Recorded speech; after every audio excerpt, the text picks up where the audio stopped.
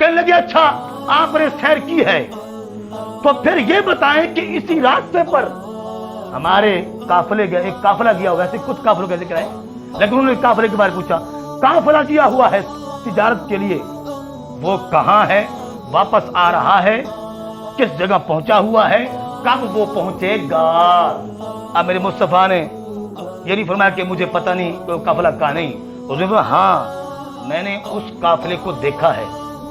हत्ता के वो काफले वाले रात, क्योंकि रात की सैर है ना,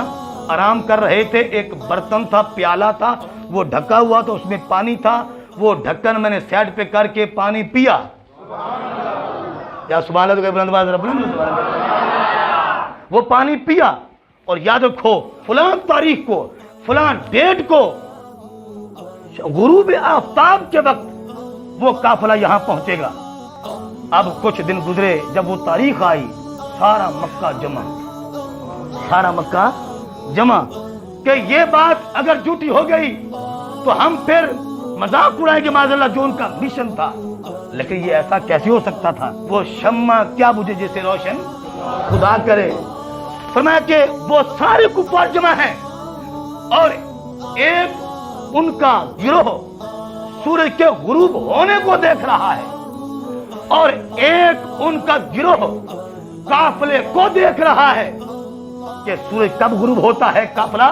कब पहुंचता है। अगर थोड़ी सी भी देर हो गई, आगे पीछे हो गया, तो फिर भी हम शोर मचाएंगे, खबर फिर भी सच्ची तो ना हुई, घंटे का फर्क पड़ गया जी, आधे घंटे का फर्क पड़ गया। तो वो खड़े हुए हैं, दोनों तरफ टिकटिकी लगाकर सूरज को भी देख रहे हैं, काफले को भी देख रहे हैं। जो सूरज के गुरूब होने को देख रहे थे, उन्होंने बुलंद आवाज से कहा, कद वाराबाती शम्सो, सूरज गुरूब हो गया है। जो गिरोह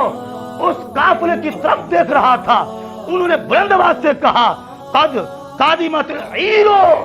याद रखो अगर सूरज गुरूब हो गया है तो काफला भी आ गया है।